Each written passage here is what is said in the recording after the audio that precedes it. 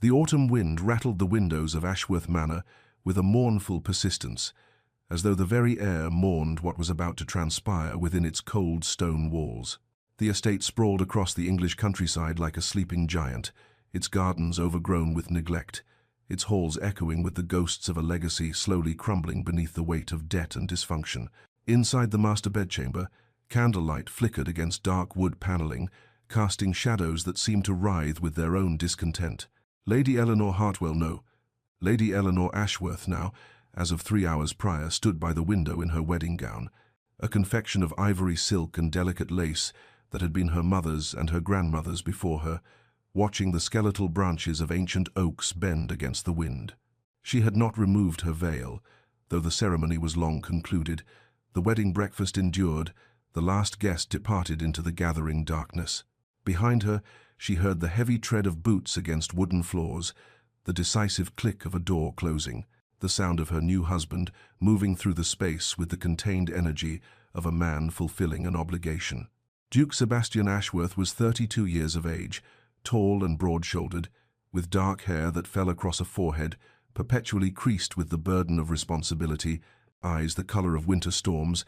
and a mouth that seemed to have forgotten the shape of a smile. He was considered formidable in London society, a man whose very name commanded respect and inspired a certain wariness, whose late father's cruelty had been whispered about in drawing-rooms,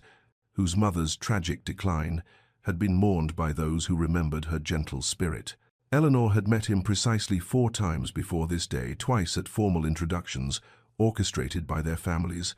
once at a musicale where they exchanged perhaps a dozen words, and once when the marriage contract was signed in the presence of solicitors and witnesses. She knew his reputation, knew the estate needed an heir to satisfy the terms of his inheritance, knew her own family's modest nobility required the alliance to secure their standing. What she had not known, until this moment as he crossed the room toward her with mechanical purpose, was how thoroughly one's heart could break while one's face remained composed.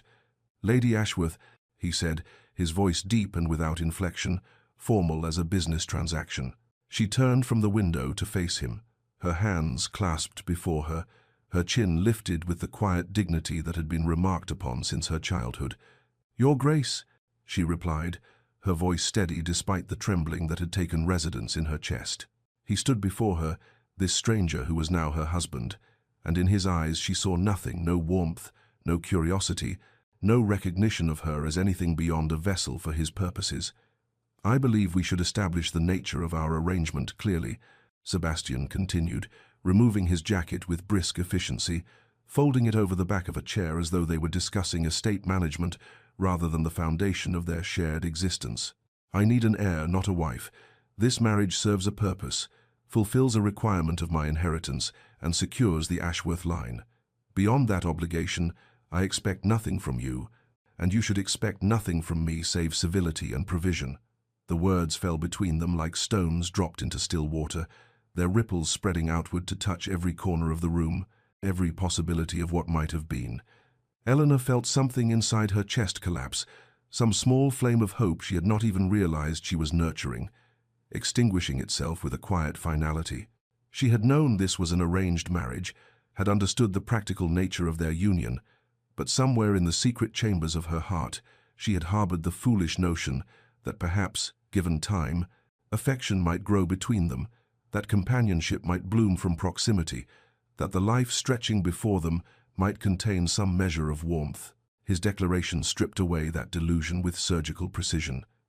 "I understand, Your Grace," she said softly, each word carefully measured, her training in composure serving her now as it had through countless social trials. "Then we have an understanding," he replied, already turning away from her, already dismissing her from his attention. What followed was duty performed without tenderness, obligation fulfilled without connection, a joining of bodies that left their souls entirely separate. Eleanor endured it with the same quiet grace she brought to all things, her eyes fixed on the canopy above, her mind retreating to the library of her childhood home, to the novels she loved, where marriages transformed into grand passions,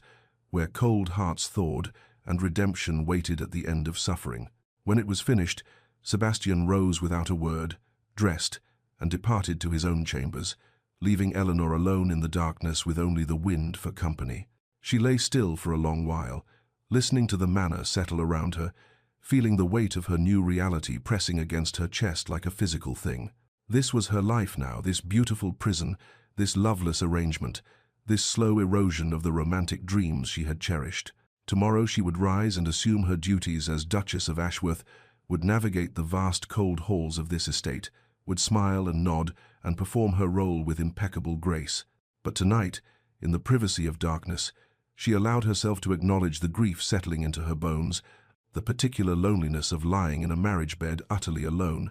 the heartbreak of knowing she would spend her days loving a man who had just informed her he required nothing from her but an heir. But before our lover's fate is revealed, subscribe so you never miss a chapter of romance and scandal, and tell us in the comments, where are you watching from? Now, let's begin. The weeks that followed Eleanor's wedding night settled into a pattern of elegant isolation, days that stretched long and empty despite the grandeur surrounding her. She woke each morning in the vast bedchamber alone, Sebastian having departed before dawn to attend to estate business or ride across the grounds, or simply to avoid her presence, and she would lie there watching pale autumn light filter through heavy damask curtains, listening to the manor awaken around her with the soft footfalls of servants, the distant clatter of kitchen preparations, the creaking of old wood adjusting to the day's temperature. Her mornings were spent in the library, a magnificent room lined floor to ceiling with leather-bound volumes, where she would lose herself in novels and poetry, in the worlds created by minds far removed from her current reality, her fingers trailing over gilt edges as she sought comfort in the constancy of words that never changed, never disappointed, never withdrew affection that had never been offered in the first place. The servants treated her with respectful kindness, though she sensed their pity in the gentle way Mrs. Holbrook, the housekeeper, would ask after her comfort, in how young Mary brought extra tea without being asked, in the careful averting of eyes, when Sebastian would enter a room and acknowledge his wife with nothing more than a curt nod before departing again. Afternoons found Eleanor walking the estate grounds, her shawl wrapped tight against the increasingly cold wind, exploring overgrown paths and neglected gardens,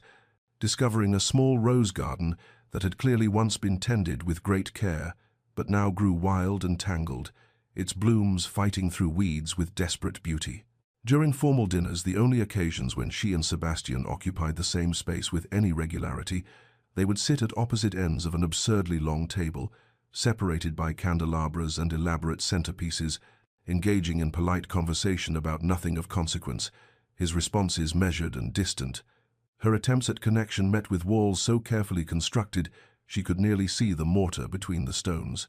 Yet, in the quiet hours, when the household slept and Eleanor wandered the halls unable to find rest, she began to notice things about her husband that suggested depths he refused to reveal. How light glowed from beneath his study door well past midnight,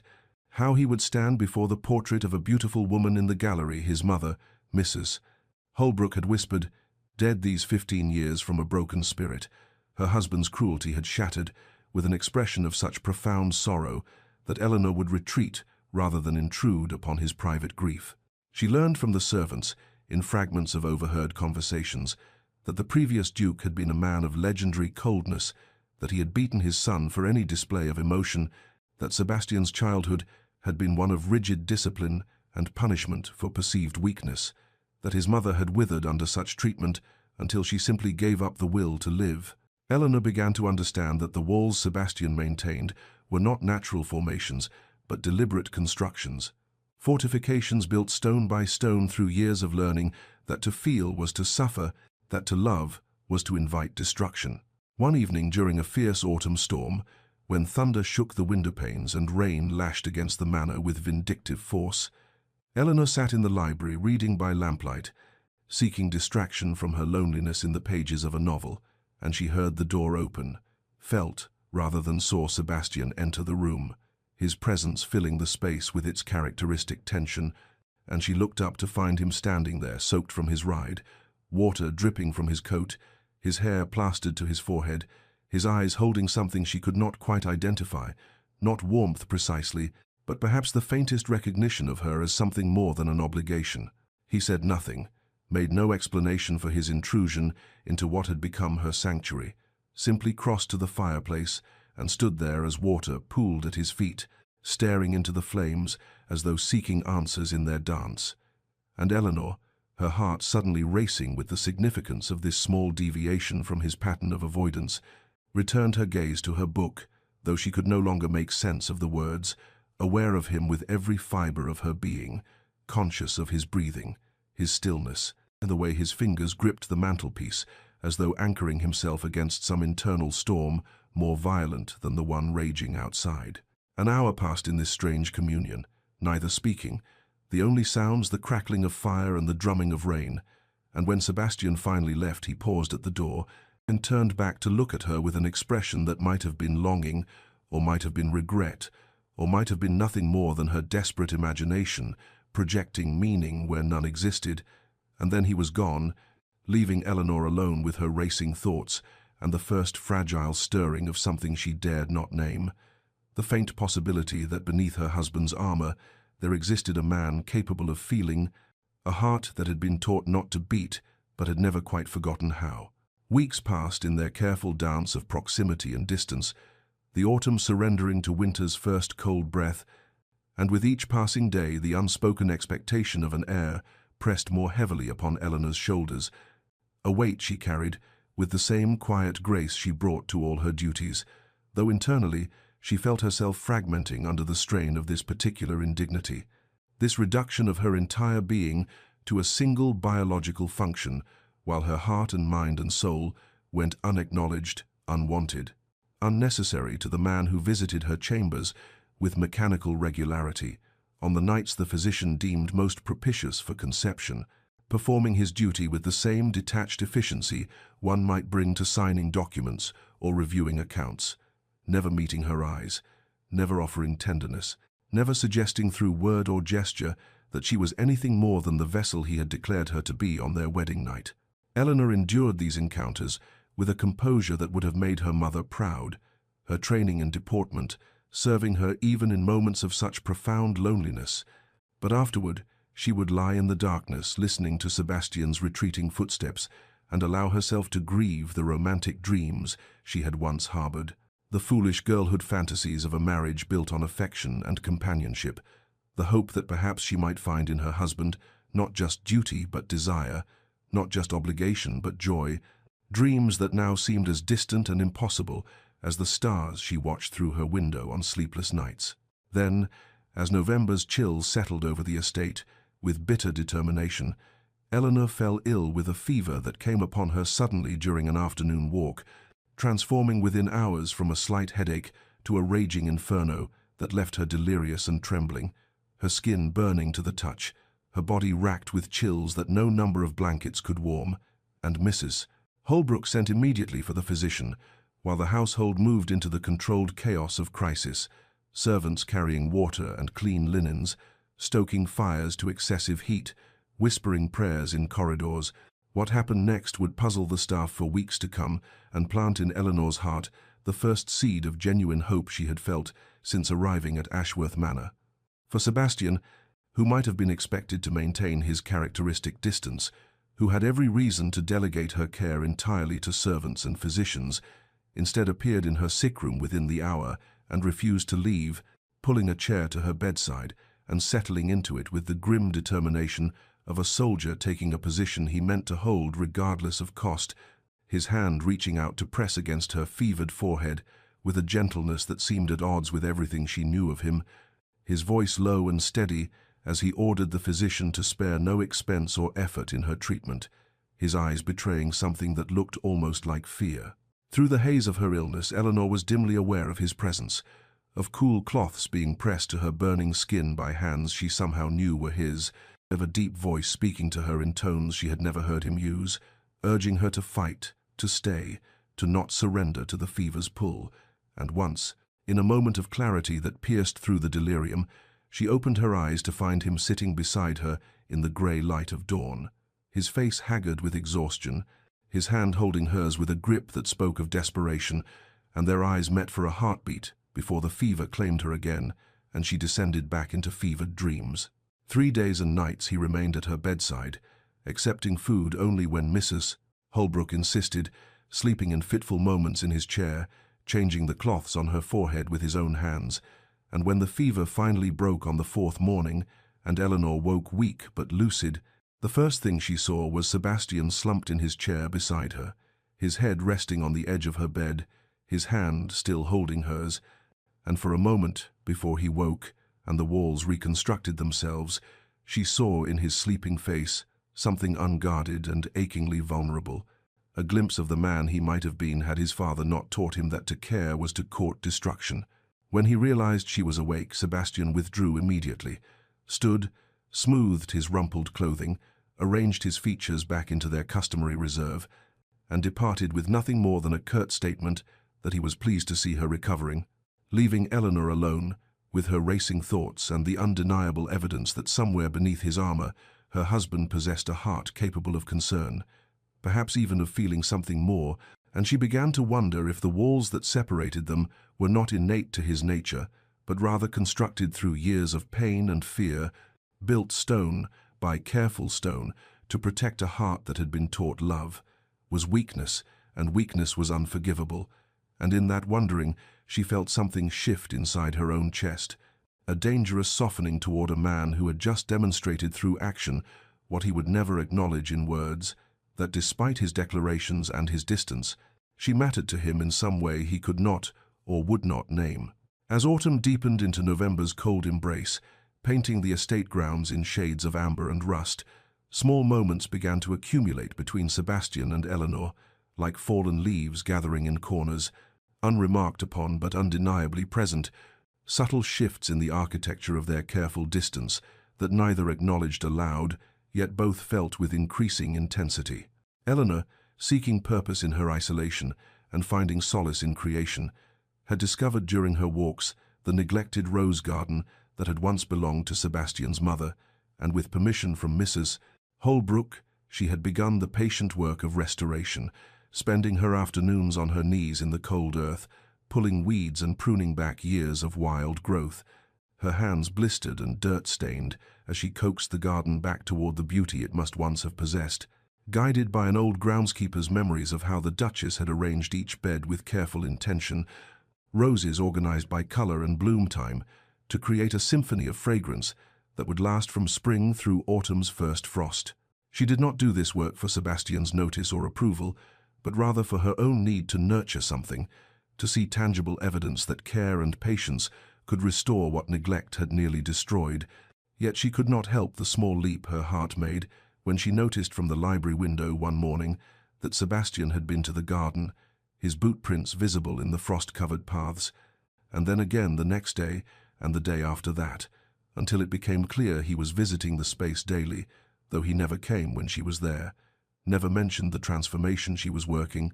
simply walked among the beds she had cleared and replanted, as though seeking communion with some memory or ghost she could not see. It was Eleanor who discovered quite by accident, through an overheard conversation between Mrs. Holbrook and the estate steward, that Sebastian made regular anonymous donations to 3 orphanages in the county, substantial sums that he explicitly forbade the steward from entering in the estate's official ledgers, and when she carefully inquired about this practice, Mrs. Holbrook explained in hushed tones that the late Duke had considered charity a weakness that encouraged the poor in their poverty, had beaten young Sebastian severely when he discovered the boy had given his own coat to a freezing child in the village, and had forbidden all philanthropic endeavors as contrary to proper aristocratic dignity. Yet Sebastian in his adulthood had quietly defied his father's edicts, helping those his father would have condemned while taking pains to ensure no one knew of his generosity, as though even in rebellion he carried his father's voice, condemning kindness as shameful weakness. Then came the dinner party in late November, when Sebastian's peers from London descended upon the estate for a weekend of hunting and elaborate meals. Lord Pembroke and his wife, along with Sir Richard Hastings and the insufferable Lord Waverley, who drank too much claret and felt entitled to opinions on matters beyond his understanding, and during the second evening's dinner, as Eleanor sat making polite conversation about nothing of consequence, Lord Waverley made some dismissive comment about Eleanor's family being country gentry of no particular distinction, her father, a baron whose lands could fit inside Ashworth stables, suggesting with wine-loosened tongue that Sebastian had married beneath himself, and questioning whether Eleanor possessed the refinement necessary for her position, and the table fell into shocked silence as Sebastian's hand came down on the polished wood with such force that crystal glasses jumped and rattled in their places. What followed was a masterclass in aristocratic evisceration, delivered in tones of such icy precision that even Eleanor, who was its beneficiary, felt the chill, Sebastian's voice cutting through the dining room as he informed Lord Waverley that Lady Eleanor possessed more genuine refinement in her smallest gesture than Waverley had demonstrated in his entire dissolute existence, and that her intelligence and grace elevated every space she occupied, while Waverley's presence tended to debase his surroundings. That Eleanor's provincial background, as Waverley termed it, had instilled in her a dignity and strength of character that Waverley's expensive education and London polish had utterly failed to provide him, and perhaps Waverley might consider departing the estate immediately if he found the Duchess's company so inadequate. A suggestion delivered with such cold finality that the man stammered apologies and fell silent, while the other guests studied their plates with sudden fascination. Eleanor sat frozen in astonishment, her heart racing as she watched her husband defend her with a ferocity she had never imagined him capable of on her behalf. This man, who barely acknowledged her existence, now verbally destroying a peer of the realm for the crime of insulting her worth, and when his eyes met hers across the length of the table, she saw something burning there that made her breath catch. Some fierce protectiveness or possessiveness, or perhaps something deeper that he quickly shuttered behind his customary reserve as he returned to his meal as though nothing extraordinary had occurred. The remainder of the evening passed in strained civility, guests departing early to their chambers, and when Eleanor retired to her own rooms, she found herself unable to settle, pacing before her fire as she replayed the scene again and again, and she heard the knock at her door with surprise, opened it to find Sebastian standing in the corridor still dressed for dinner, his expression unreadable as he asked if he might speak with her, and she stepped aside to let him enter her private space for the first time since her illness. They stood in her sitting room with the fire crackling between them, the silence stretching taut as a bowstring, and Sebastian seemed to struggle with words that would not come, his jaw tight and his hands clenched at his sides, and finally Eleanor said softly that she appreciated his defense of her at dinner, that it was kind of him to speak on her behalf, and something in her phrasing seemed to unlock his tongue because he said with startling intensity that it was not kindness but truth, that Waverley was a fool and she was worth 10 of him, worth 10 of all of them,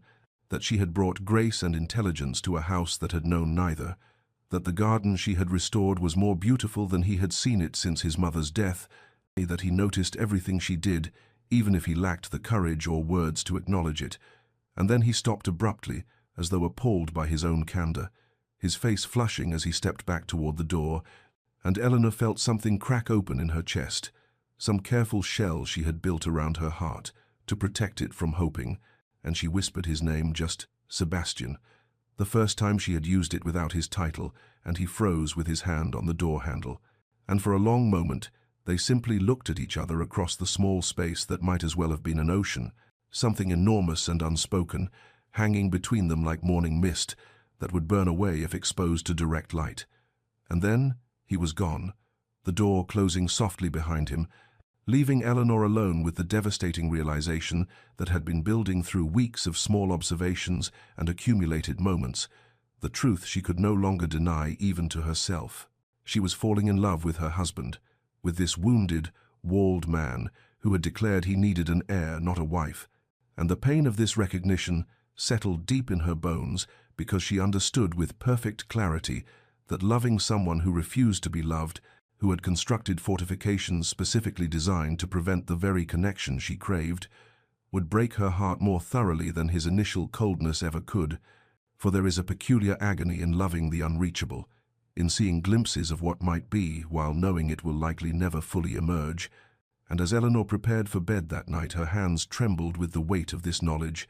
this love she had not chosen and could not unfeel, this impossible, unwanted,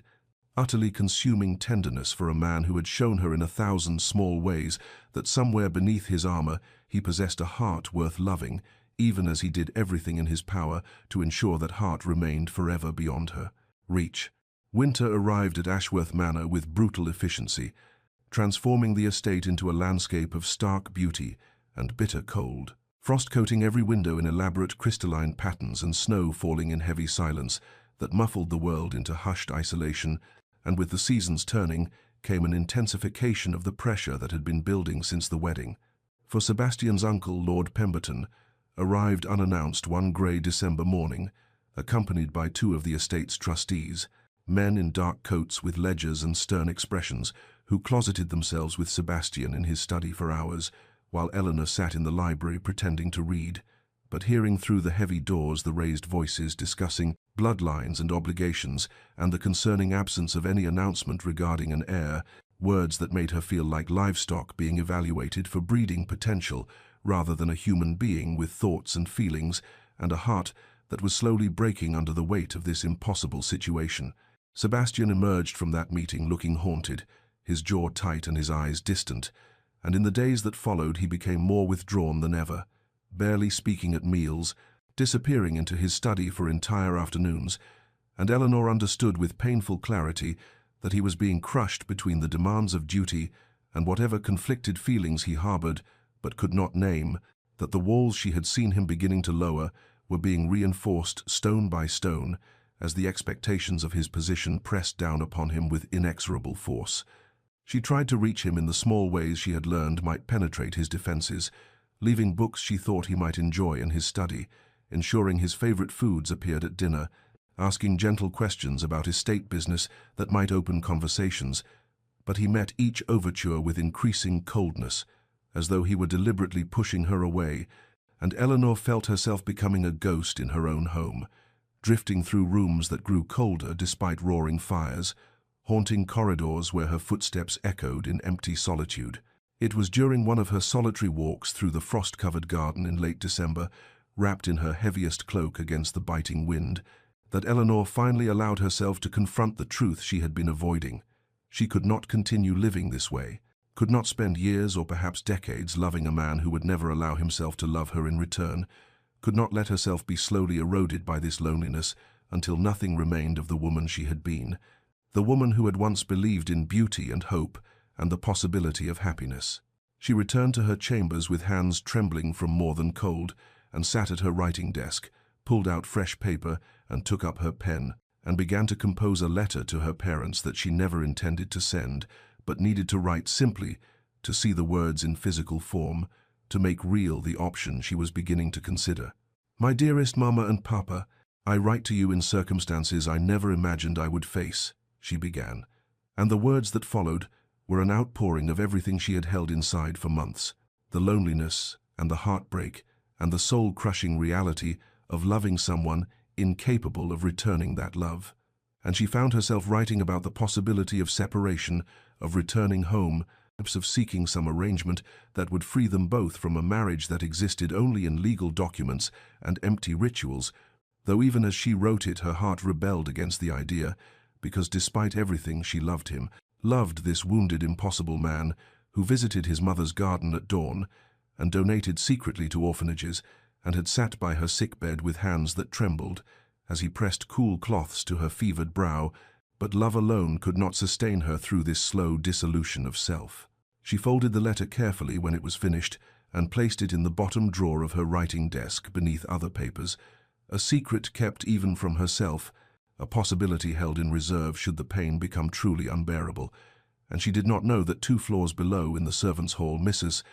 Holbrook was at that very moment quietly reprimanding 2 maids who had been gossiping about the Duchess, about how they had seen her crying in the garden when she thought no one was watching, about the terrible sadness that hung around her like a shroud, and she did not know that Sebastian happened to be passing through the corridor outside the servants' hall at precisely that moment, that he stopped when he heard Eleanor's name and stood very still as he listened to the maids describing her tears, her loneliness, the way she tried so hard to be brave while clearly breaking inside, and something in Sebastian's chest, something he had thought successfully buried beneath years of careful control, cracked at the image of Eleanor crying alone in his mother's garden, and he stood frozen in that corridor, long after the servants' voices faded, stood with one hand pressed against the wall as though he needed its support to remain upright, and for the first time since his father's death, he felt tears burning behind his own eyes, because he knew with devastating certainty that he was the cause of her pain, that his cowardice and his walls, and his stubborn refusal to acknowledge what he felt were destroying the one person who had brought light into his darkness. And he did not know what to do with this knowledge, except carry it back to his study, where it sat like a stone in his chest, growing heavier with each passing hour. Each day that brought them closer to some breaking point, he could feel approaching but seemed powerless to prevent. The winter ball at Ashworth Manor in mid-January was an affair of considerable magnificence, the entire estate transformed by hundreds of candles that cast dancing shadows across walls, hung with garlands of evergreen and winter roses imported at enormous expense from London hothouses, in the ballroom filled with the cream of county society and several notable families from town who had made the journey despite treacherous roads, because an invitation from the Duke of Ashworth was not something one declined, and Eleanor had prepared for the evening with meticulous care, allowing her lady's maid to dress her in a gown of deep sapphire silk that brought out the color of her eyes, her dark hair arranged in an elaborate style that left her neck and shoulders bare, pearls at her throat, and ears that had belonged to Sebastian's mother and been sent to her rooms that afternoon with no accompanying note. And when she descended the grand staircase to greet arriving guests, she looked every inch the duchess she was meant to be, poised and elegant and heartbreakingly beautiful. Though Sebastian, watching from across the entrance hall, felt something twist painfully in his chest because he could see what others could not, could see the careful blankness in her eyes that spoke of a woman going through motions while feeling nothing, a performance of grace masking profound emptiness. The evening unfolded with predictable formality, Eleanor moving through the crowds with practiced ease, making polite conversation and accepting compliments with modest smiles, dancing when asked by appropriate partners, presiding over the gathering with a dignity that made Sebastian's uncle Lord Pemberton comment approvingly that she had grown into her role admirably. But Sebastian found he could not stop watching her, could not focus on his own conversations or obligations, because his attention kept returning to Eleanor across the room, and as the hours passed, he began to notice things that filled him with an emotion he had never experienced before, a hot, bitter feeling that he slowly recognized as jealousy. He watched as young Lord Hartley, a kind man known for his gentle manner and devotion to his wife, engaged Eleanor in conversation that made her laugh, actually laugh, a genuine sound. Sebastian realized he had never heard from her, not once, in all their months of marriage, and the sight of that laughter directed at another man, the way her face transformed with real joy, made Sebastian's hands clench into fists at his sides. He watched as Sir Edmund Frost, recently widowed and wealthy, requested a second dance with Eleanor, and she accepted, the two of them moving together with easy grace, while Sebastian stood rigid against the wall, and he watched as Colonel Matthews, just returned from India with tales of exotic lands, held Eleanor's attention for nearly 20 minutes, her eyes bright with interest, as he described temples and markets and monsoon rains, and Sebastian understood with devastating clarity that these men, warmer men, kinder men, men not crippled by fear and walls of their own construction, could make Eleanor happy in ways he had utterly failed to do, that she smiled for them in minutes more genuinely than she had smiled for him in months, and the realization was a knife twisting in his chest because he had done this, had created this situation where his own wife found more joy in strangers' company than in his.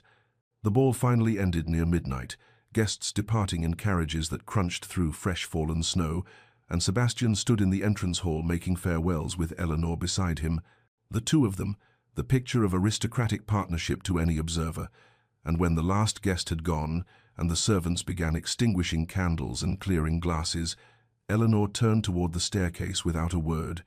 and Sebastian found himself following her, climbing the stairs behind her in silence, his heart pounding with something like panic because he knew he needed to speak to her, needed to say something though he had no idea what. And when they reached the corridor where their paths would diverge, he heard himself say her name, Eleanor, and she stopped and turned to face him with polite inquiry, as though he were merely another guest, and he found he could not bear the formal distance in her expression,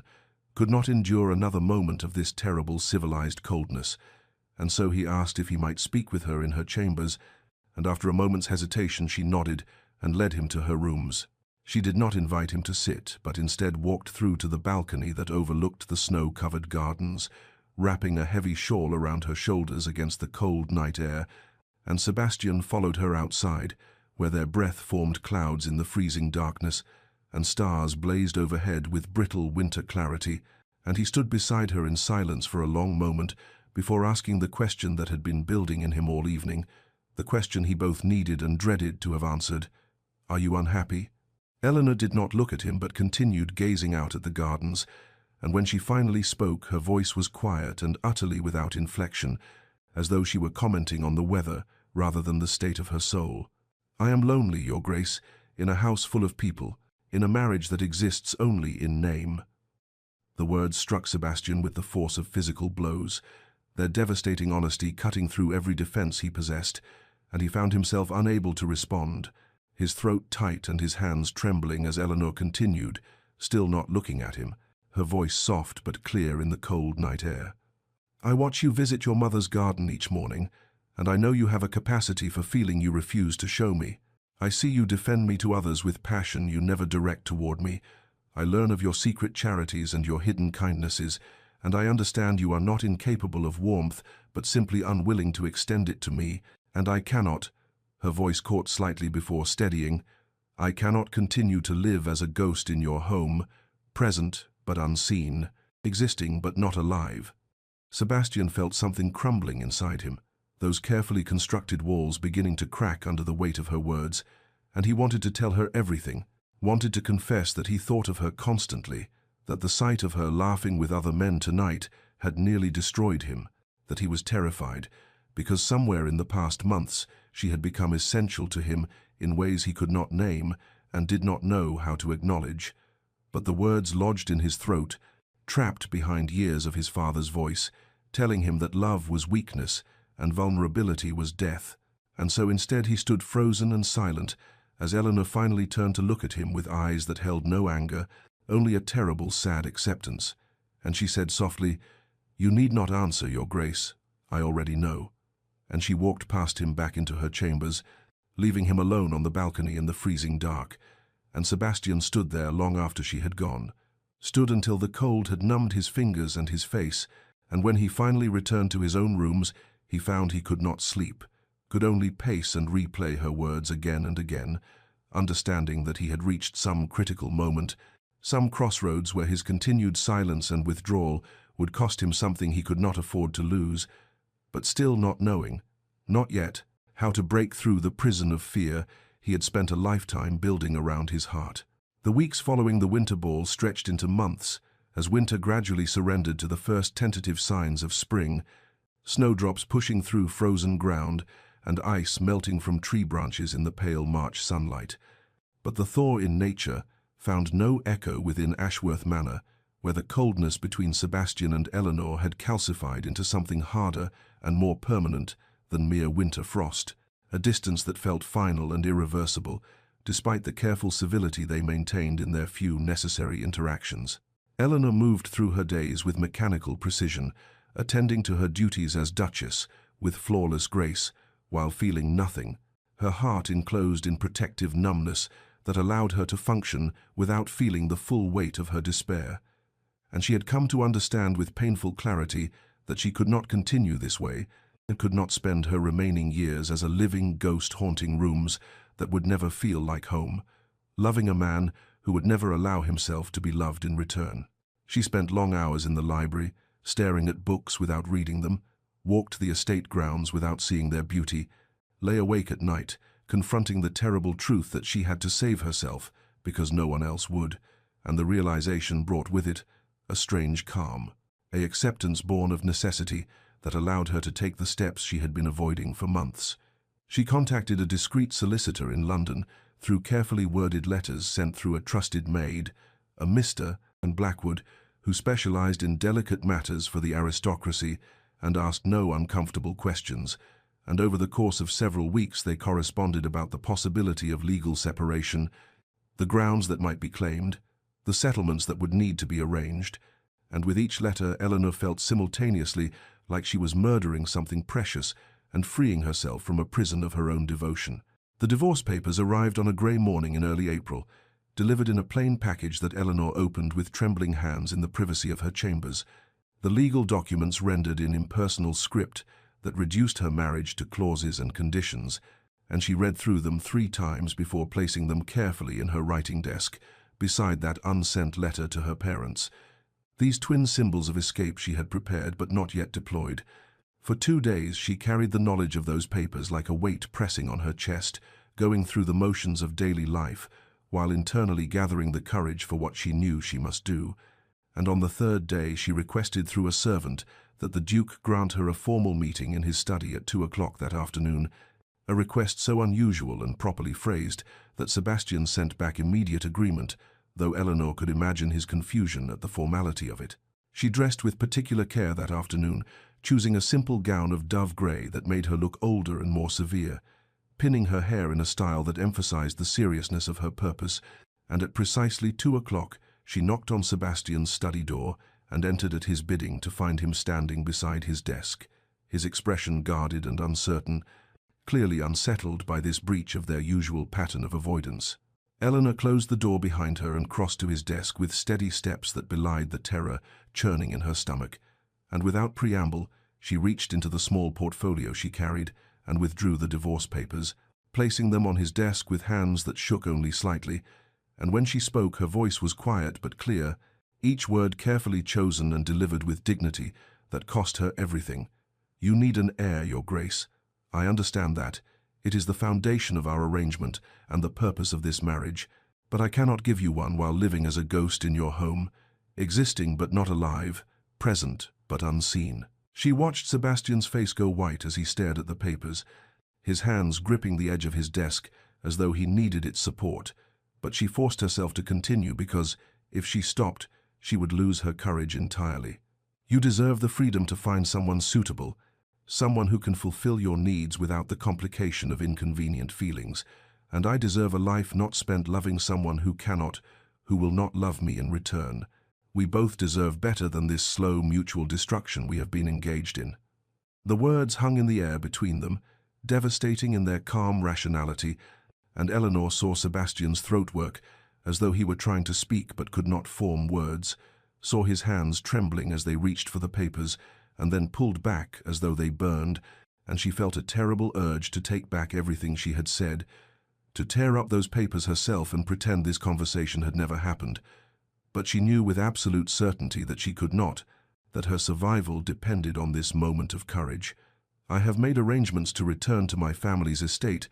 she continued, her voice beginning to fracture despite her best efforts, "and I ask only that you consider these documents carefully and respond through your solicitor at your convenience. There is no urgency except that I cannot continue as we have been. I simply cannot." Sebastian finally looked up from the papers to her face, and Eleanor saw something in his eyes she had never seen before, as something raw and desperate and utterly lost. But he said nothing, merely stood frozen behind his desk, staring at her as though she were speaking a language he could not comprehend. And Eleanor knew she had to leave now, immediately, before she broke entirely and threw herself at his feet, begging him to love her. So she offered him a small curtsy that felt like mockery of everything a curtsy should represent, and said quietly, "I will leave you to consider the matter in private. Your Grace," and she walked from the study with her head high and her back straight, closing the door softly behind her, and only when she reached the safety of her own chambers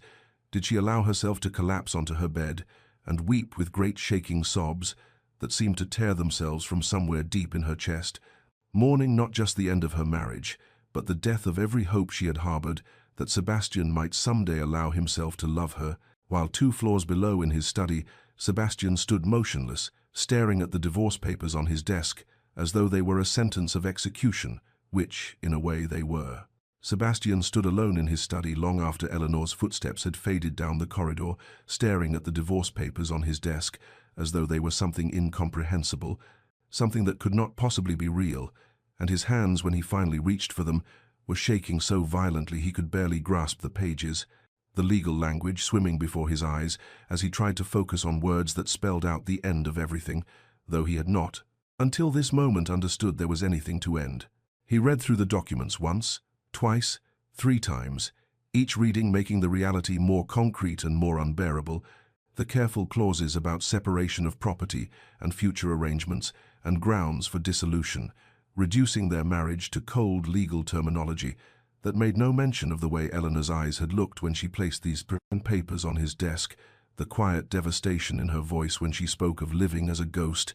the terrible dignity with which she had walked away from him, and Sebastian felt something cracking inside his chest, those carefully constructed walls he had spent a lifetime building beginning to fracture under a pressure he could no longer contain. He sank into his chair and dropped his head into his hands, the divorce papers falling from his fingers to scatter across the desk, and for the first time since his mother's death 20 years ago, Sebastian felt tears burning behind his eyes, hot and unwelcome and impossible to suppress, and he began to review with merciless clarity every moment of his marriage to Eleanor, every small kindness he had ignored, every gesture of warmth he had rebuffed, every opportunity for connection he had deliberately destroyed, because his father's voice still echoed in his mind, saying that love was weakness and vulnerability was death, and a duke must never allow his heart to rule his head. He remembered their wedding night when she had looked at him with something like hope in her eyes, and he had extinguished it with calculated coldness. Remembered the morning. He found her restoring his mother's garden and had walked away without thanking her. Remembered the dinner party where he had defended her honor to guests, but could not bring himself to show her the same warmth in private. Remembered watching her laugh with other men at the winter ball and feeling jealousy tear through him, but still saying nothing, doing nothing, allowing her to believe she meant nothing to him when the truth was she had become everything. The realization hit him with the force of a physical blow, stealing his breath and making his heart pound with something between terror and desperate recognition, because he understood now what he had been too frightened to acknowledge before. He loved Eleanor, had perhaps loved her from the beginning, from that first night when she had accepted his cruelty with quiet dignity that shamed him, and every day since he had fallen deeper while building his walls higher, protecting himself from feeling while destroying the one person who might have saved him from becoming his father. Sebastian's gaze lifted to the portrait of his mother that hung above the fireplace, her gentle face looking down at him with an expression that seemed now like judgment, and he remembered with sudden visceral clarity how his father's coldness had slowly killed her spirit, how she had faded year by year into silence and depression until she simply gave up on living, and Sebastian saw with horrible insight that he had become exactly what he most hated, had inflicted on Eleanor the same slow death his father had inflicted on his mother. It had taken a warm, loving woman and turned her into a ghost through his deliberate emotional cruelty. The tears came then, hot and bitter, streaming down his face as he wept for his mother and for Eleanor and for himself, for all the wasted months and missed opportunities and the terrible possibility that he had realized the truth too late, that Eleanor was even now preparing to leave him, and he would spend the rest of his life alone in this vast empty house, with nothing but his pride and his walls and the memory of what he had destroyed through cowardice. The night stretched on endlessly as Sebastian sat in his study surrounded by darkness, the candles burning down to stubs and the fire dying to embers, and he could not stop seeing Eleanor's face as she had looked that afternoon, the careful blankness that masked such deep pain, could not stop hearing her voice saying she deserved a life, not spent loving someone who could not love her back, and he wanted to scream that he did love her, that she was wrong, that he was capable of love even if he had never shown it. But the words felt hollow even in his own mind, because love without action was meaningless. Love hidden behind walls was indistinguishable from hatred, and he had given Eleanor no reason to believe his heart held anything but ice. As dawn began to lighten the windows, Sebastian understood with absolute clarity that Eleanor was not just his wife but his salvation, the one person who could save him from the cold, lonely existence his father had mapped out for him, and he was about to lose her through his own cowardice unless he could find the courage to tear down every wall he had ever built and offer her the one thing he had never given anyone, his whole broken, terrified heart. The morning arrived with pale spring sunlight filtering through the tall windows of Ashworth Manor, illuminating dust motes that drifted through empty corridors like tiny spirits, witnessing the end of an era, and Eleanor stood in her chambers surrounded by half-packed trunks and the remnants of a life she had tried to build in this vast cold house, her hands moving with mechanical efficiency as she folded gowns and wrapped small treasures in tissue paper. Each item, a memory of hope gradually extinguished, until all that remained was this numb determination to save herself from complete erasure. She had sent word to her family's estate the previous evening, a brief letter informing them she would be arriving within the week and asking them to prepare her old rooms. And though she had not explained the circumstances, she knew her mother would understand the moment she saw Eleanor's face, would recognize the particular grief of a woman who had loved unwisely and lost everything in the loving, and the thought of her mother's embrace was the only comfort Eleanor could grasp as she continued her methodical packing. The household moved around her with unusual quietness, servants speaking in hushed voices as they passed her open door, their faces reflecting a sorrow that touched Eleanor despite her numbness, because these people had been kind to her when kindness was all she had treated her with warmth when her own husband offered only ice, and she would miss them more than she would miss these grand rooms that had never felt like home. As the morning clock struck 10, Eleanor closed the last trunk and stood surveying her chambers one final time. Memorizing details she knew she would never see again, the view of the gardens from her window, and the bookshelf she had filled with her favorite volumes, the writing desk where she had composed so many unsent letters, and she felt a wave of grief so intense it nearly brought her to her knees. But she steadied herself with one hand on the bedpost and reminded herself that she was choosing life over this slow death, choosing possibility over certain despair, and that such choices required the courage to walk away from even the things we love most. She descended the main staircase with her head high and her traveling cloak already fastened, her small valise in hand, while servants would follow with the trunks, and she was halfway down when she saw Sebastian standing at the bottom of the stairs, looking as though he had not slept or changed clothes since their meeting yesterday, his formal attire rumpled and his eyes red-rimmed and wild,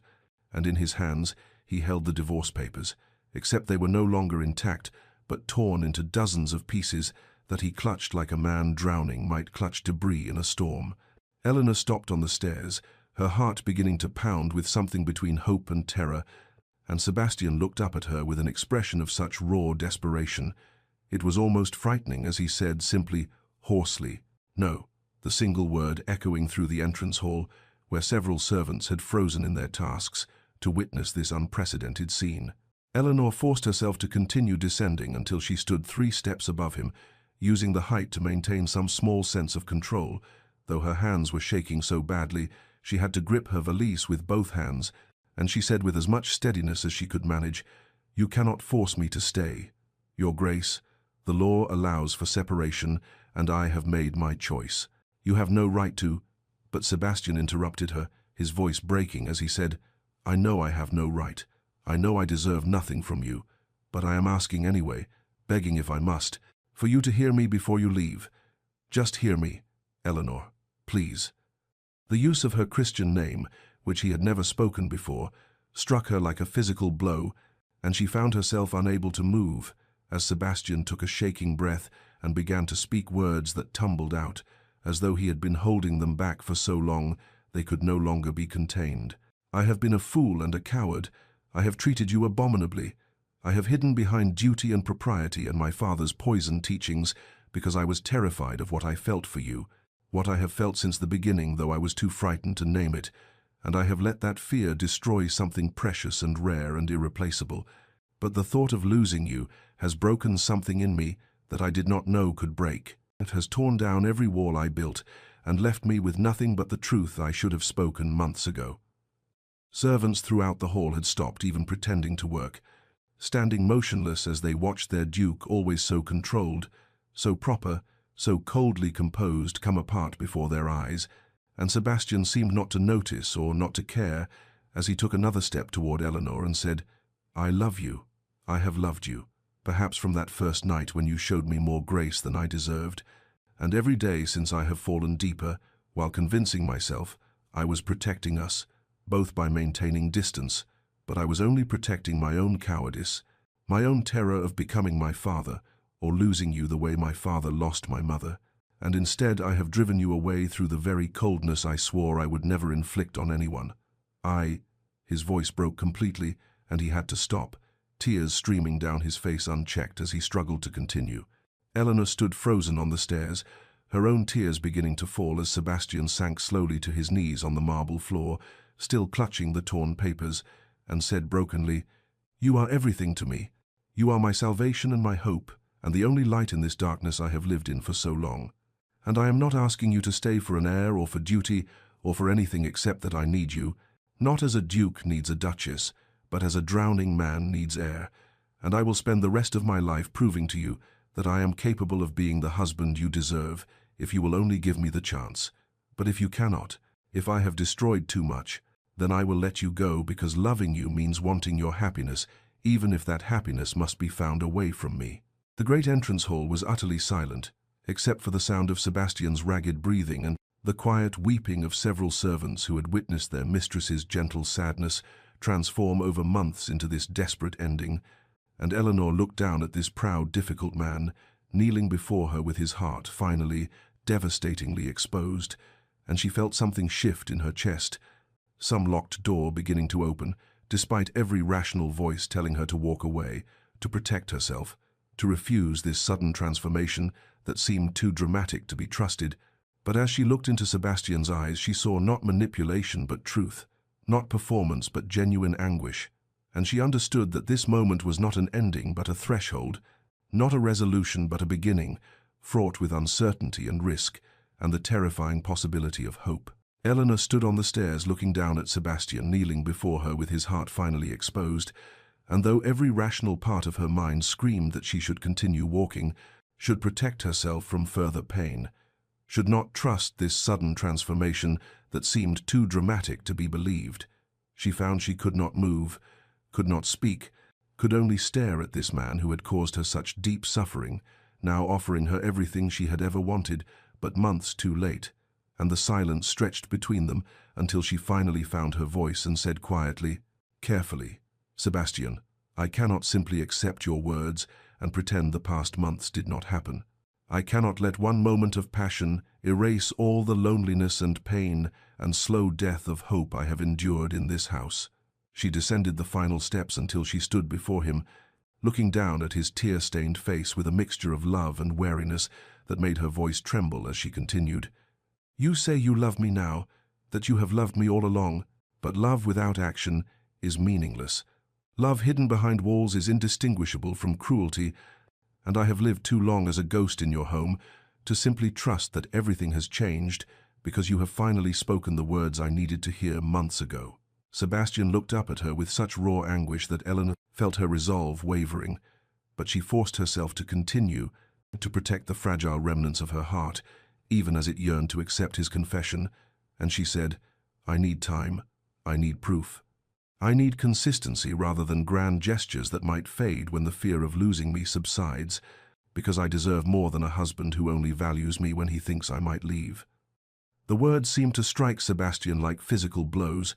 but he nodded slowly, rising from his knees with visible effort and saying hoarsely, "You are right. You deserve everything you have named and more, and I am asking only for the chance to prove myself, to show you through daily actions rather than desperate speeches that I am capable of being the husband you deserve.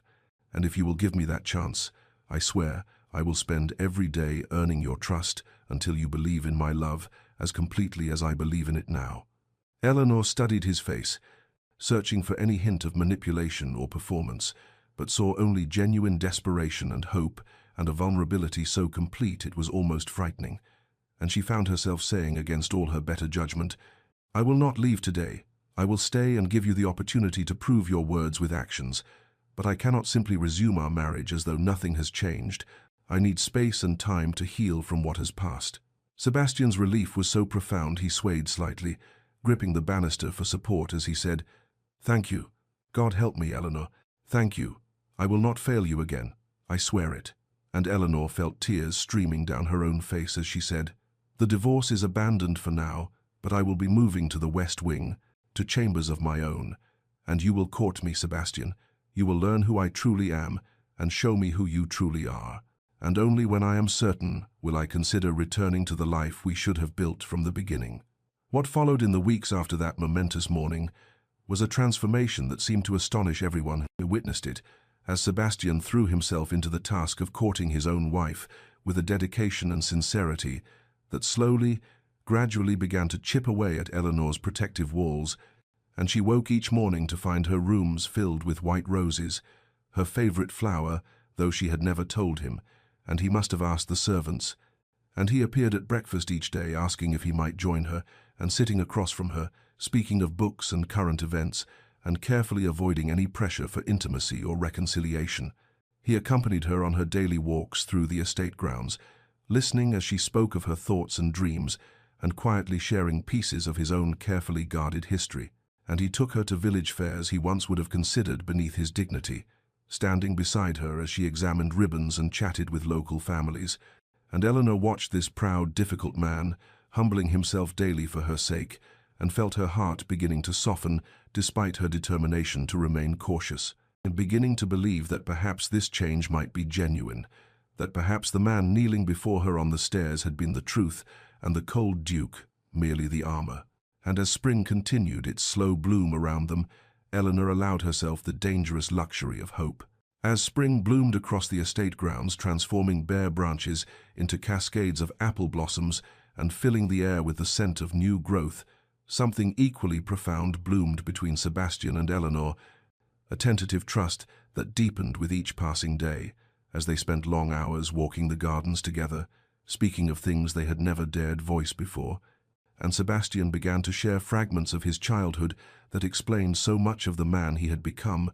telling Eleanor about his father's cruel philosophy that emotion was weakness and love a liability, about watching his gentle mother slowly fade under the weight of her husband's coldness, until she died when Sebastian was barely 15, leaving him alone with a father who blamed him for not being strong enough to save her. And Eleanor listened with tears streaming down her face as she finally understood that Sebastian's walls had been built brick by brick throughout a childhood of systematic emotional destruction, that the cold duke she had married was not his true nature, but rather the armor a frightened boy had constructed to survive his father's brutality. In turn, Eleanor shared her own fears and dreams, speaking of her childhood love of stories and her secret hope that marriage might be like the romances she read about in books,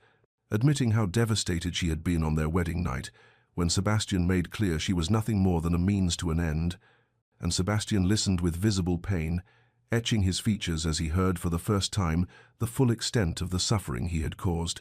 the slow death of hope he had inflicted through his determined coldness, and he apologized repeatedly, though Eleanor gently told him that apologies mattered less than actions, that she was watching not his words but his daily choices,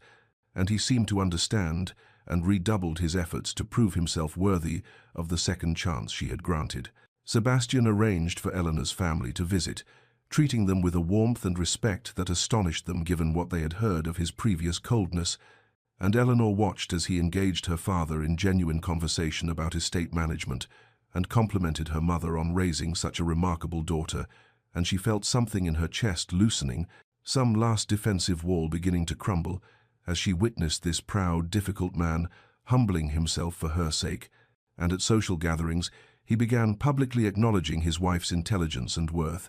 asking her opinions on matters of importance, and crediting her ideas when they proved valuable, and the transformation was remarked upon throughout the county as people whispered that the Duke of Ashworth had apparently fallen in love with his own wife. One evening in late spring, as the sun set over the restored garden that had become their favorite refuge, Sebastian asked Eleanor to sit with him on the stone bench beneath the rose arbor, and from his coat pocket he withdrew a leather-bound journal that he placed in her hands with trembling fingers. And when Eleanor opened it, she found page after page of his careful handwriting, documenting small observations about her,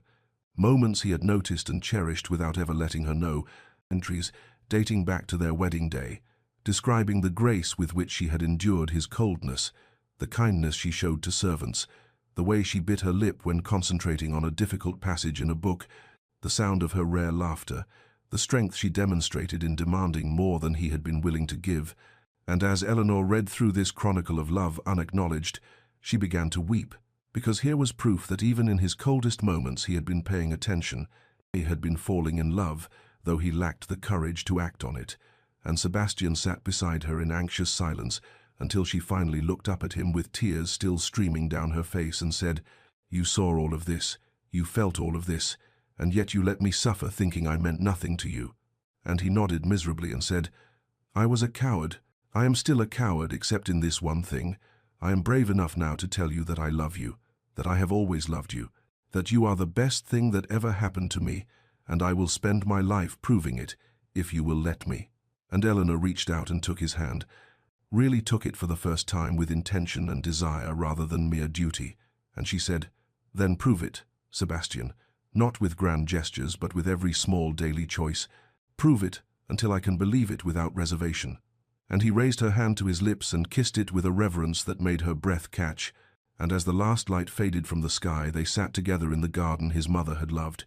Two people who had begun as strangers, bound by obligation, now choosing each other with full hearts and open eyes. And when Sebastian finally drew Eleanor into his arms and kissed her, it was not the cold, mechanical touch of duty, but the passionate, desperate kiss of a man who had nearly lost everything, and now held his entire world in his embrace. And Eleanor kissed him back with equal passion, equal desperation, equal hope, and that night when they came together in Sebastian's chambers, it was not about airs or obligations, but about genuine desire and love, and the profound relief of two souls finally connecting in the way they should have from the beginning. And afterwards, as they lay tangled together in the darkness, Eleanor whispered, "I think I can believe in us now. I think I can trust this." And Sebastian held her tighter and promised, "You can trust this. You can trust me. I will never again give you reason to doubt." And Eleanor let herself believe him, let herself hope, let herself finally, cautiously, completely fall into the love she had been guarding her heart against, and spring continued its gentle bloom around them as they began to build together the marriage they should have had all along. Summer arrived with golden warmth that seemed to mirror the transformation blooming within the estate's walls, and Sebastian and Eleanor's relationship deepened into something neither had dared imagine possible during those cold early months of their marriage. A true partnership built on mutual respect and genuine affection that grew stronger with each passing day, and they spent long mornings in the library debating literature and philosophy, with Eleanor challenging Sebastian's interpretations and Sebastian delighting in her sharp intellect, their conversations evolving from tentative exchanges to passionate discussions where they could disagree without fear and laugh at their own stubbornness. And in the afternoons they walked the estate together, reviewing account books and discussing improvements with Eleanor's suggestions about tenant welfare, proving so valuable that Sebastian began to wonder how he had ever managed without her insights. And the transformation in Sebastian was remarked upon by everyone who encountered him, as the cold, forbidding duke seemed to have vanished, entirely replaced by a man who smiled easily and engaged warmly with both family and staff, who could be found laughing at dinner rather than sitting in stern silence, who spoke of his wife with such obvious devotion that it made some of the older servants weep with joy to witness it. And Eleanor bloomed as well into a woman no longer quiet and sad but confident and radiant, secure in her husband's love in a way that changed how she moved through the world. And one afternoon in late summer, Sebastian asked Eleanor to accompany him on a walk with a particular destination in mind, though he would not say where they were going, and she followed him through the estate grounds to a small chapel she had never visited before, beyond which lay a private cemetery where generations of Ashworths rested beneath ancient trees, and Sebastian led her to a simple grave marker bearing his mother's name and dates that showed she had died far too young, and Eleanor watched as Sebastian knelt before the grave, with tears streaming down his face. This proud, difficult man, who had hidden his emotions for so long, now openly weeping, and he spoke aloud to his mother's memory, saying, "Mother, I have brought Eleanor to meet you, the woman who saved me from becoming father, who showed me that love is not weakness but the greatest strength,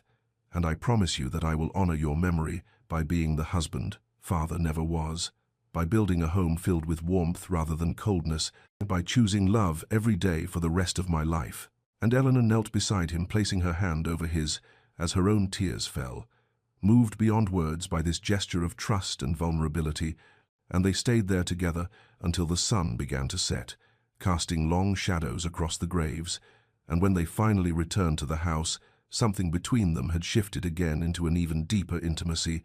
and that night when they came together in their shared chambers, the connection was different from anything before, not the passionate relief of their first true union, but something quieter and more profound, a merging of souls rather than merely bodies. And afterwards, as they lay tangled together in the darkness, Sebastian whispered,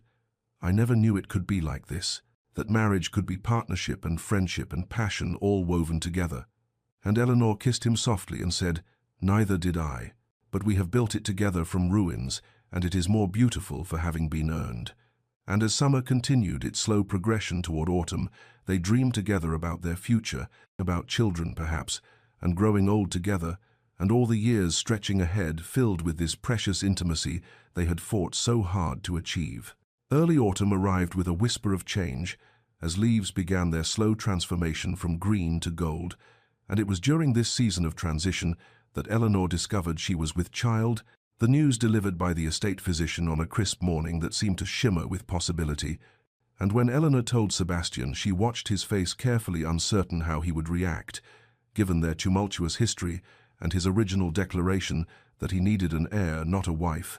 But what she witnessed was not the cold satisfaction she might once have expected, but rather pure, unfiltered joy that transformed his features into something almost boyish, his eyes bright with tears as he pulled her into his arms and whispered, "Eleanor, my love, this is the most precious gift."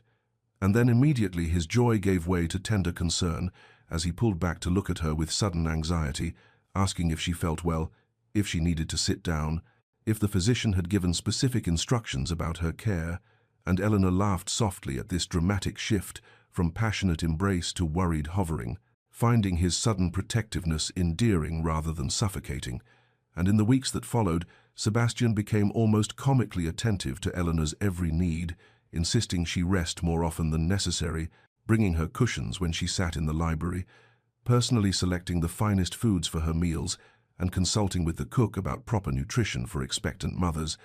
And Eleanor watched this man who had once been so determinedly cold, now fussing over her with such obvious devotion that she sometimes had to hide her smile behind her hand. And they spent long evenings in the nursery that had stood empty and unused since Sebastian's own childhood, working together to transform it from a dusty, forgotten room into a warm, welcoming space filled with light and hope. And as they selected fabrics for curtains and discussed where the cradle should be placed, they also spoke about names, Sebastian favoring Catherine for a girl after his mother, while Eleanor suggested strong classic names for a boy. And during one particularly tender moment, as they sat together on the floor of the half-finished nursery, surrounded by swatches of fabric and paint samples, Sebastian confessed his deepest fear, saying, "What if I become my father? What if I fail our child the way he failed me? What if I do not know how to show love because I was never shown it myself?" And Eleanor took his face in her hands and looked into his eyes with such certainty that he could not doubt her as she said, "You have already proven yourself capable of extraordinary change. You chose love when it would have been easier to remain closed. You broke down walls built over a lifetime, and that same courage will make you a wonderful father." And Sebastian seemed to draw strength from her words, from her unwavering faith in him. And one evening, as the sun set beyond the nursery windows, painting the room in shades of amber and rose, Sebastian knelt beside Eleanor's chair and placed his hand gently on her growing belly, and he began to speak softly to their unborn child, making promises about the home they would create together, about bedtime stories and patient guidance and unconditional love, about never making their child feel that emotions were weakness or that affection must be earned. And Eleanor watched through tears as this man who had once declared he needed an heir, not a wife, now whispered to their baby about how wanted and cherished they would be, how their mother was the bravest, strongest woman in the world, and their father would spend every day trying to be worthy of the family he had been given. And the contrast between Sebastian then and Sebastian now was so profound that Eleanor felt her heart might burst with the weight of her love for him. And as autumn deepened toward winter, and Eleanor's belly grew round with their child, Sebastian remained constantly at her side, reading to her from her favorite books, walking with her through the gardens when the physician said gentle exercise was beneficial, holding her through moments of discomfort with such tenderness that she sometimes wept simply from the overwhelming feeling of being so completely loved and protected, and the entire estate seemed to share in their joy. As servants smiled to see the Duke so transformed, so devoted, so utterly besotted with his wife and their coming child, and Eleanor knew with absolute certainty that whatever challenges lay ahead, they would face them together as true partners, as lovers, as the family they had fought so hard to become. The pregnancy progressed through winter and into early spring, with Eleanor growing more radiant despite the physical discomforts, and Sebastian remained steadfastly at her side, refusing to travel for business or attend social events that would take him away from her for more than a few hours, and he read to her each evening from her favorite novels, while she reclined against pillows he had arranged with meticulous care, and he personally consulted with the cook about preparing dishes that might ease her occasional nausea or satisfy her changing appetites, bringing her candied ginger when mornings were difficult and fresh strawberries when she craved something sweet, and the estate staff watched this transformation with wonder, speaking among themselves about how the fearsome Duke had become the most devoted husband any of them had ever witnessed, and old friends who visited barely recognized the warm, attentive man Sebastian had become, Lord Pemberton remarking to his wife that he had known Sebastian since childhood and never imagined him capable of such tenderness. And one mild April evening, when Eleanor was in her 8th month and moving more slowly with the weight of their child, she stood at the nursery window, watching the sunset paint the sky in shades of rose and gold, and Sebastian came to stand behind her, wrapping his arms gently around her and resting his hands on her swollen belly, and they stood there in peaceful silence until Eleanor suddenly gasped and doubled over with a pain that sent immediate terror through Sebastian's heart, and he called for servants to fetch the physician and the midwife while he helped Eleanor to their bedchamber, his hands shaking as he tried to remain calm for her sake, though inside he was fracturing with fear, and the midwife arrived quickly examining Eleanor and declaring with concern that the baby was coming early, several weeks before expected. And what followed were hours of agonizing waiting as Sebastian paced outside the birthing chamber, listening to Eleanor's cries of pain and feeling utterly helpless. This man who had always controlled everything now powerless to ease his beloved wife's suffering, and he found himself praying desperately to a God he had largely ignored since childhood, making fervent promises that if Eleanor and their child survived, he would be worthy of such mercy forever, that he would never again take for granted the precious gift of love she had given him. And the night stretched endlessly with Sebastian's fear growing, as the physician's face became increasingly grave and hushed. Urgent voices carried through the door, and Sebastian thought he might go mad from the terror of potentially losing Eleanor, of having finally found love only to have it torn away, and he leaned against the wall with tears streaming down his face, whispering, "Please, please let her live. I cannot exist in a world without her." And then, just as dawn began to break through the windows, there came the thin wail of an infant, followed by terrible silence that made Sebastian's heart stop, and he burst through the door without permission to find the midwife holding a tiny baby girl, while the physician worked frantically over Eleanor's still form, and Sebastian rushed to Eleanor's side, taking her hand and calling her name with desperate urgency, and after what felt like an eternity, her eyes fluttered open and she whispered, "Sebastian, is our daughter well?" And his relief was so overwhelming that he could barely speak as he assured her that yes, their baby was perfect and healthy. And when the midwife placed the small warm bundle in his arms, Sebastian looked down at his daughter's tiny face and felt his entire world shift, and he carried her carefully to Eleanor's bedside so she could see this miracle they had created.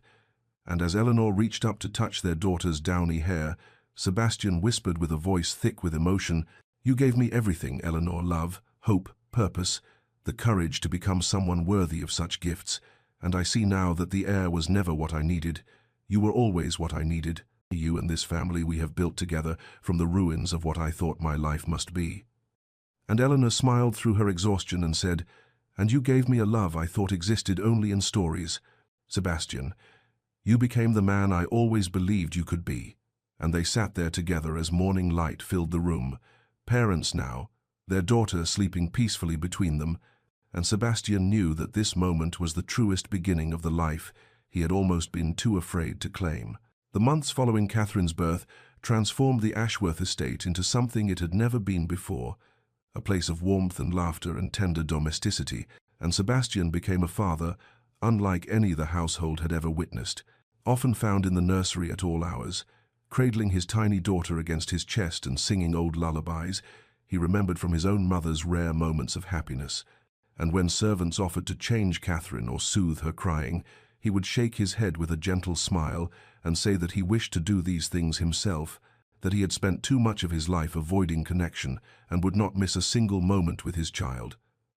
And Eleanor watched this transformation with quiet, profound joy, seeing the cold, distant duke she had married become this devoted, loving presence, who spoke to their daughter in soft tones about everything from the weather to the books he planned to read to her when she was older, and they named her Catherine after Sebastian's mother, in a christening ceremony that became far more than a religious observance, but rather a celebration of new beginnings and second chances. And Sebastian stood before their gathered friends and family, holding his daughter with such obvious love as he gave a speech that brought tears to many eyes, thanking Eleanor publicly for saving him from the half-life he had been living, for teaching him that true strength lay not in walls and distance but in vulnerability and openness, for showing him that love was not weakness, but rather the greatest legacy a man could leave. And as he spoke, Eleanor saw several guests dabbing at their eyes, while others smiled with genuine warmth at this couple who had somehow found their way from a cold arrangement to this deep, abiding partnership. And when Sebastian finished speaking, he looked directly at Eleanor across the room, and the understanding that passed between them needed no words, a shared acknowledgement of how far they had traveled together, and how grateful they both were to have persevered through the darkness to reach this light. And in the months that followed, life settled into a peaceful rhythm of family breakfasts, where Sebastian would make faces at Catherine to elicit her gurgles of delight, of evening walks through the estate grounds, with Eleanor carrying their daughter and Sebastian pointing out the flowers and trees and birds, as though Catherine could understand his gentle narration of quiet moments in the nursery, where they would stand together, watching their child sleep and marveling at the miracle of her existence. And the entire household remarked on the change not just in the Duke, but in the very atmosphere of the estate, which had once been cold and formal and was now filled with the sounds of infant laughter and parents' soft voices, and the general contentment that comes from a house built on genuine love rather than mere duty. And Eleanor would sometimes catch Sebastian simply staring at her, and Catherine with an expression of such wonder and gratitude that she knew he was still amazed by what they had built together, still grateful every day that she had been brave enough to demand more than he thought he could give, and that he had been brave enough to try to become worthy of such demands. And as their first year, as parents drew to a close and Catherine grew from a tiny infant into a baby with her father's dark hair and her mother's gentle eyes, Sebastian would often whisper to Eleanor in the quiet darkness of their shared bedchamber that he had finally found the purpose he had searched for his entire life, that it was not in heirs or duty or preserving a legacy, but rather in this simple, profound act of loving and being loved in return. 2 years passed like the turning of pages in a beloved book, each season bringing new chapters of joy and growth to the Ashworth estate, and the transformation that had begun with Sebastian's tearful confession on the grand staircase had deepened into something far more profound than either of them could have imagined. And for the estate now thrived under their joint management, with Sebastian consulting Eleanor on every major decision, and Eleanor bringing her intelligence and compassion to matters of tenant welfare and land stewardship. And they had been blessed with a son named James, who arrived on a crisp October morning with his father's dark eyes and a lusty cry that announced his presence to the entire household. And Catherine had grown into a bright, curious toddler of 2 who followed her father everywhere with devoted adoration,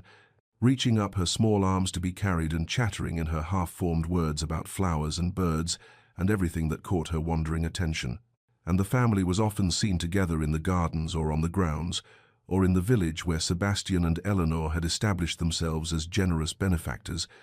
supporting local causes and treating everyone from the highest nobility to the humblest tenant with equal respect and kindness.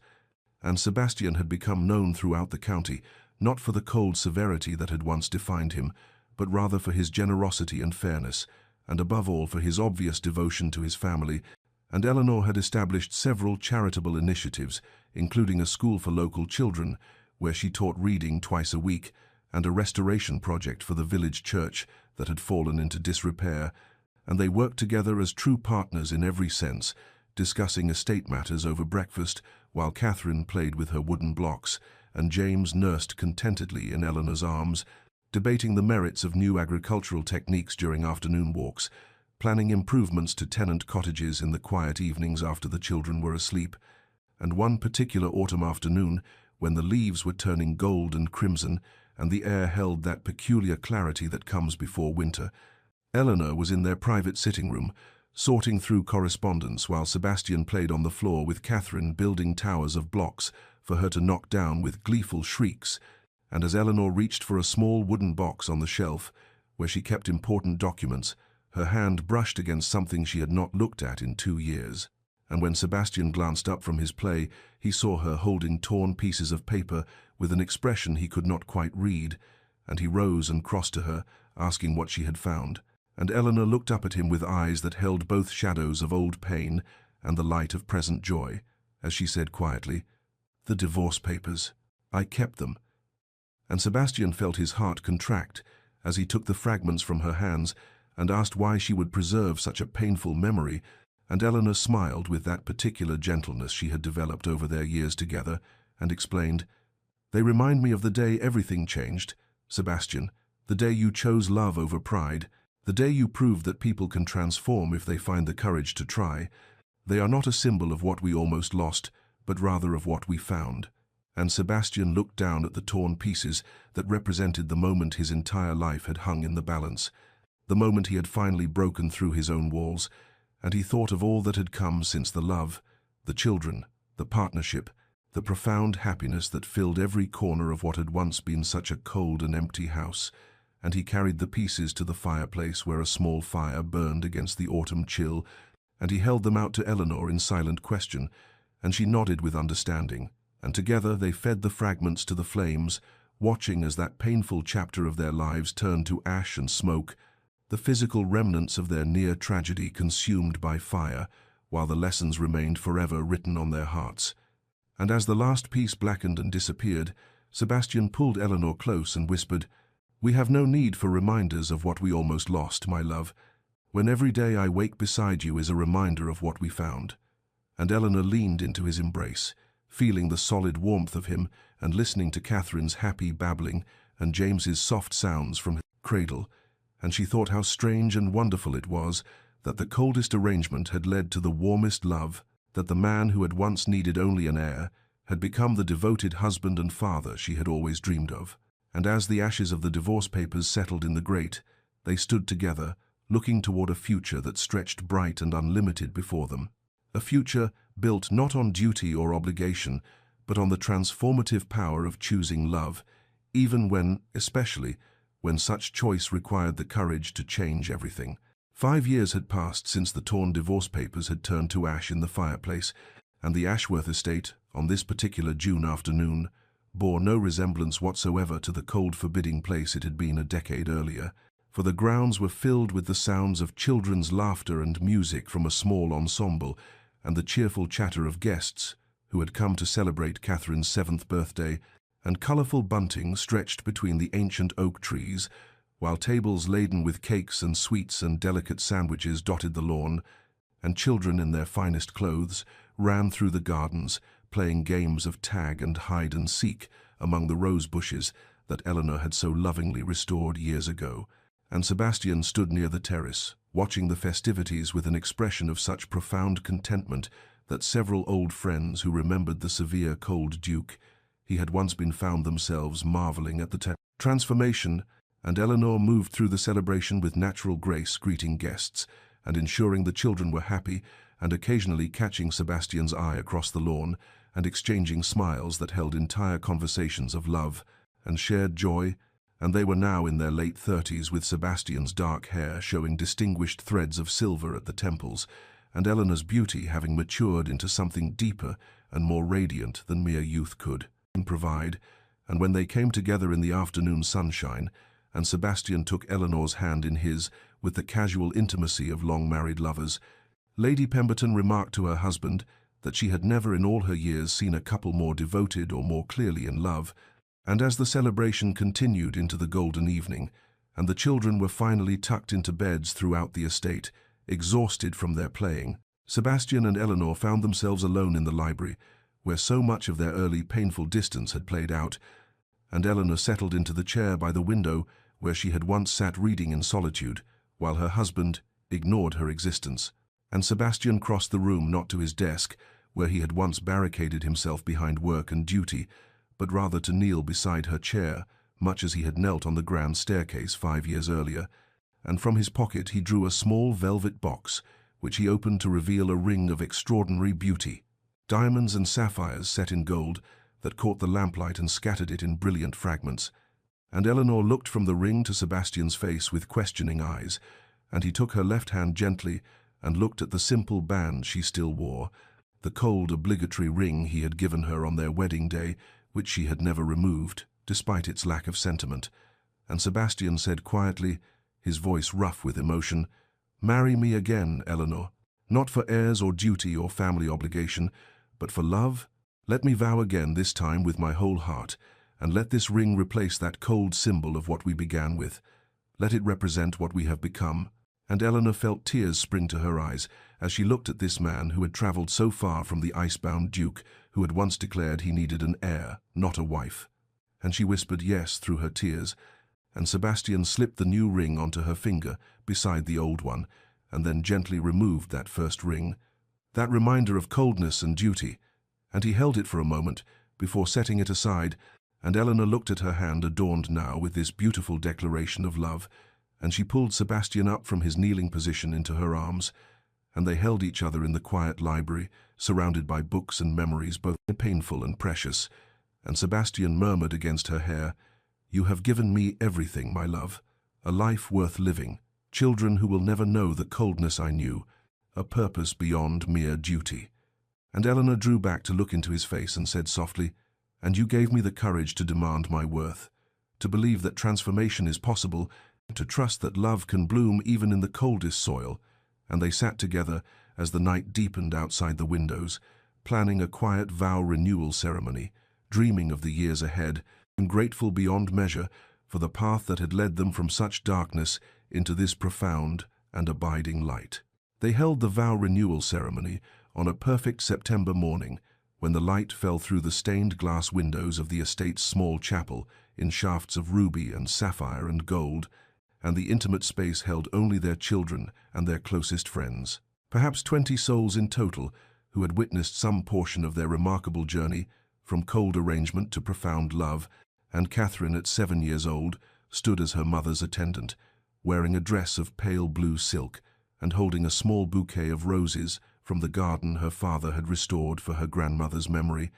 And James, at 5, stood solemnly beside his father, trying to mirror Sebastian's posture, and failing only because he could not contain his excited squirming. And when Eleanor entered the chapel on the arm of her own father, who had travelled from the family estate for this occasion, she wore not white but a gown of deep burgundy that brought out the warmth in her complexion and made her look like something between an autumn sunset and a fine wine. And Sebastian, standing at the altar, felt his breath catch just as it had on their first wedding day, though for entirely different reasons now. For then he had seen only duty and obligation, but now he saw the woman who had saved him from himself, who had demanded he become more than the cold shell his father's cruelty had made him, who had given him children and purpose, and a reason to greet each morning with gratitude rather than grim determination. And when she reached him and took his hands in hers, their eyes met and held with such intensity of feeling that several guests found themselves reaching for handkerchiefs before the vows had even begun. And the elderly vicar, who had married them the first time in that cold formal ceremony a decade earlier, now smiled with genuine warmth as he invited Sebastian to speak his vows, and Sebastian's voice, though it had commanded ballrooms and parliamentary chambers and estate meetings, trembled slightly as he began. "Eleanor, 10 years ago I stood in this very place and promised you my name, my protection, my duty, but I did not promise you my heart, because I believed I had none to give. I was a man encased in ice, convinced that coldness was strength, and that love was the weakness that had destroyed my mother, and I brought you into a prison of my own making and expected you to live there quietly without complaint. And you did live there, with grace and dignity that shamed me, though I refused to acknowledge it. until the day you had the courage to hand me divorce papers and tell me you deserved more than half a life, and that day you shattered every wall I had built. You forced me to see that I was not protecting myself but destroying us both. And Eleanor, you gave me a life beyond mere existence. You taught me that strength lies not in walls, but in the courage to tear them down. You showed me that love is not weakness but the greatest power we possess, and you have given me children who will never know the coldness I knew, who will grow up understanding that vulnerability is brave and that choosing love, even when it terrifies you, is the most important choice anyone can make. And so today I vow to you, not from duty but from devotion, not because I need an heir, but because I need you. I need your laugh and your wisdom and your patience and your fire. I vow to spend every remaining day of my life proving myself worthy of the second chance you gave me. I vow to love you, not just in the easy moments, but in the difficult ones, and to choose you every day, as you chose to give me another opportunity when you had every right to walk away. And I vow to our children, and to God, and to everyone here that you will never again doubt your worth or my devotion, for you are everything, my love, my partner, my salvation. And by the time he finished, there were tears streaming down Eleanor's face, and half the guests were weeping openly, including the vicar himself, and Eleanor gathered herself and spoke her own vows with a voice that rang clear and strong through the chapel. Sebastian, when I married you, I was young and frightened, and I believed that a quiet, dignified suffering was all I could expect from an arranged marriage. I had dreams of love and partnership, but I had resigned myself to living without them, and for months I did live in that resignation, watching you from a distance, seeing glimpses of the man beneath the ice and loving you despite knowing you could not or would not love me in return. And when I finally found the courage to present you with those divorce papers, it was not because I had stopped loving you, but because I loved myself enough to know I deserved more, and you gave me more. Sebastian, you became more. You found the courage to break yourself open and show me the wounded heart you had protected for so long, and you have spent every day since then proving that transformation is possible, that people can change if they want to badly enough, and you have given me a partnership I never dreamed possible, a love that grows deeper with each passing year, children who are the most precious gifts of our union, and a life filled with purpose and joy, and the kind of peace that comes only from being truly known and truly loved. And so I vow to you today what I have vowed in my heart for years now. I vow to walk beside you through whatever years we are granted, to love you in sunshine and in storm, to be your partner in all things, to remind you when old fears surface that you are not the cold duke anymore, but the warm, devoted man you chose to become. And I vow to our children that they will always see in us an example of love that endures, because both people choose it daily. And Sebastian, my love, I vow that I will never stop being grateful that you tore up those papers and chose us, chose this, chose love. And when the vicar pronounced them renewed in their vows, Sebastian pulled Eleanor into his arms and kissed her with such passion and tenderness combined that young Catherine giggled and James made a face of childish disgust that made the guests laugh through their tears. And afterwards there was a small celebration in the estate's drawing room, where their children presented them with drawings they had made. Catherine's showing the family and the garden with remarkable detail for her age, James's a more abstract representation that nonetheless clearly depicted 4 figures holding hands, and Sebastian held Eleanor close throughout the afternoon, whispering promises in her ear about the years to come, about growing old together, about watching their children grow and perhaps welcoming more children if they were so blessed, about the legacy of love they would build together. And that night when the guests had departed and the children were asleep and the house had settled into quiet, Sebastian and Eleanor sat in the library where so much of their story had unfolded, and they talked about the future with the ease of people who trusted completely in each other and in what they had built, and the happiness that surrounded them was not the giddy excitement of new love, but something far more valuable, the deep, abiding contentment of love that had been tested and proven, love that had survived coldness and distance and near destruction, to emerge stronger and more beautiful than either of them could have imagined. And as the fire burned low and the candles guttered, they made their way upstairs together, hand in hand, to the chambers they now shared, and Eleanor looked at the new ring on her finger beside the simple band she had chosen to keep wearing as well, and she thought how perfectly it symbolized their journey, the cold beginning and the warm transformation, both part of their story, both necessary to bring them to this moment of complete and perfect love. 10 years had passed since the torn divorce papers had scattered across the study floor like snow, and the transformation of both the Duke of Ashworth and his estate had become the stuff of local legend, whispered about in village taverns and discussed in London drawing rooms as proof that even the coldest heart could thaw if given reason enough. And on this particular evening in late September, as golden light slanted across the grounds, Catherine stood at the edge of the gardens at 17 years old, a young woman of remarkable grace and intelligence who carried her mother's quiet dignity and her father's sharp mind, preparing to leave for her first term at a ladies' academy, where she would study literature and philosophy, much as her mother had once done in lonely solitude. And James at 15 moved through the estate, with the thoughtful deliberation of a boy becoming a man, already showing interest in estate management and often found in deep discussion with his father about tenant welfare and agricultural improvements. And in the nursery, 2 younger children, Margaret aged 6 and William aged 4, filled the rooms with laughter and the kind of chaos that would have horrified the cold Duke Sebastian had once been. But that now made him smile with deep contentment, and Sebastian himself at 47 had silver threaded liberally through his dark hair and lines around his eyes that came from years of smiling rather than frowning, and he moved through the world with a warmth that still surprised those who had known him in his icebound years. And Eleanor at 44 had grown, if anything, more beautiful with time, her face showing the gentle marks of a life well lived and deeply loved, and she radiated a contentment so profound that visitors to the estate often remarked on the peaceful atmosphere that seemed to emanate from the Duchess herself. And the estate under their joint stewardship had become not merely prosperous but beloved, known throughout the county for its fair treatment of tenants, its charitable works, its support of local schools and orphanages, and the village that lay in its shadow had grown and thrived in ways that would have seemed impossible during the cold reign of Sebastian's father. And on this anniversary evening,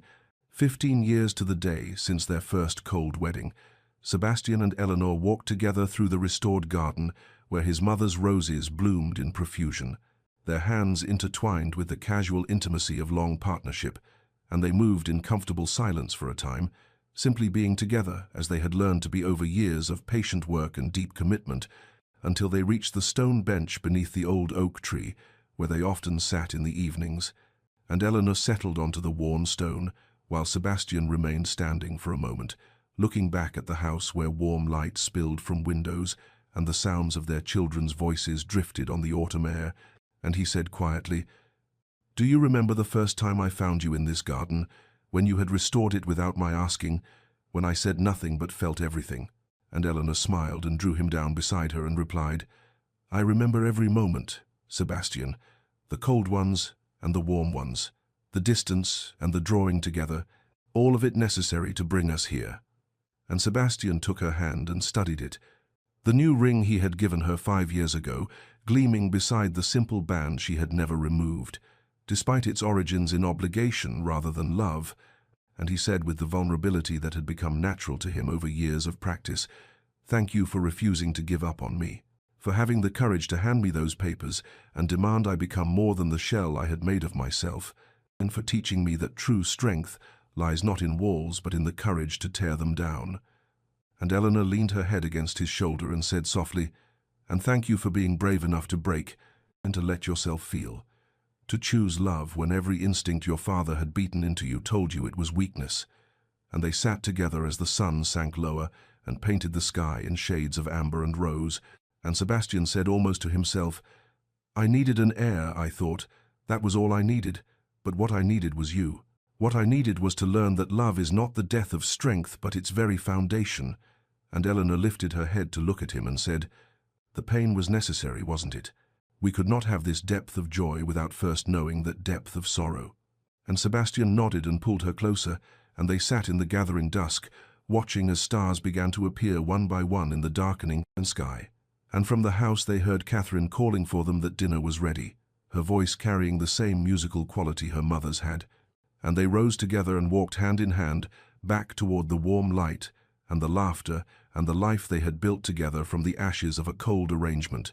completely at peace with the journey that had brought them from strangers to soulmates, from duty to devotion, from ice to this profound and abiding warmth. The years continued their steady march forward, and when Sebastian reached his 68th year and Eleanor her 60th, the Duke and Duchess of Ashworth had become something of a legend not merely in their county but throughout England, spoken of in parlours and at social gatherings as the couple who had transformed a cold arranged marriage into a love story that had endured and deepened across decades,